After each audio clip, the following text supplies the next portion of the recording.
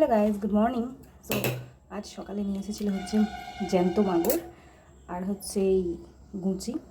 তো কিছুটা রান্না করবো আজকে, কিছুটা রেখেছি। তো এখানে মশলা বাটা আছে, এখানে দিয়েছি হচ্ছে তেল, এখানে দেবো সামান্য পরিমাণে হচ্ছে কালো জিরে, আর দিয়ে দেবো হচ্ছে বাটা মশলা। এখানে আমি সব রকম গুঁড়ো মশলা দিয়ে দিয়েছি। সব গুঁড়ো মশলা নয়, এখানে বাটা মশলা দিয়েছি, ওই গুঁড়ো মশলা দেবো। এখানে দিয়ে দিলাম হলুদ, জিরে, লঙ্কা, ধনে। তো এটাকে ভালো করে মিক্স করে, মাছটা আমি ভাজলাম না, মাছটা যেহেতু আমি কাঁচাই রান্না করবো। মশলা থেকে তেল ছেড়ে দিয়েছে, এবার দিয়ে দেবো হচ্ছে আমি এখানে টমেটো দিয়ে এটাকে ভালো করে নাড়াচাড়া করে টমেটোটা সেদ্ধ করে নেব। টমেটো দিয়ে দেবো। তো গাইস, আমার মশলা থেকে হচ্ছে তেলটা ছেড়ে দিয়েছে, এইটাকে আমি নেড়ে চেড়ে এখানে মাছটা দেবো।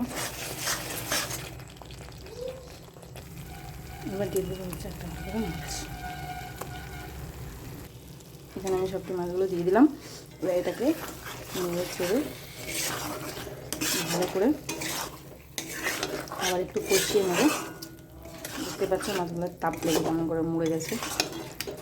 তো এটাকে ভালো করে নেড়ে চেড়ে হালকা করে একটু কষাবো, দেন তারপর আমি জল দেব। এই যে আমার মাছ, একটু জল দিয়েছিলাম, খুব সুন্দর একটা গন্ধ বেরোচ্ছে। আর একটু এটাকে কষাবো।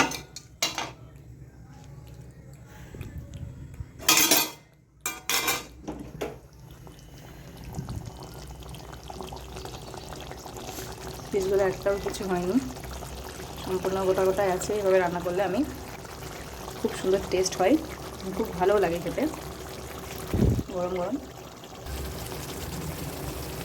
এখানে আমার মাছ হয়ে গেছে কষা। এবার আমি এখানে গরম জল অ্যাড করবো। দিয়ে দিলাম হচ্ছে 1 কাপের মতন গরম জল। মাছগুলো আমার একটাও ভাঙেনি, সবগুলোই পারফেক্টলি আছে। অ্যান্ড স্মেল তো গাইজ খুব সুন্দর বেরোচ্ছে। তো এটা এবার ফুটুক, তখন আমি এটাকে ঢেকে রেখে দিই। সো গাইজ, আমার মাছের ঝোল হচ্ছে কমপ্লিট। এখানে আমি মাছ খুলে নিয়েছি, দেখতে পাচ্ছ পিসগুলো কত সুন্দর হয়ে আছে, খুব সুন্দর। তো যারা যারা আমার ভিডিওটা দেখছেন তারা অবশ্যই লাইক করবেন, কমেন্ট করবেন, আর অবশ্যই বলবেন যে আপনারা এইভাবে মাছ রান্না করেন কিনা। পাতলা ঝোল করলে আমি তো এরকমই করি, কিন্তু খুব সুন্দর হয়। সো সবাই থাকবেন অ্যান্ড ফলো করবেন।